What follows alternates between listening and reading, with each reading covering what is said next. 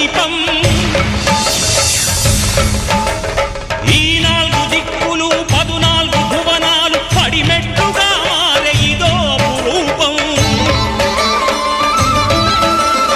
అమరులెల్లరు చేయ అమృతాభిషేకం నెరవేర్చుకో స్వామి నీదు సంకల్పం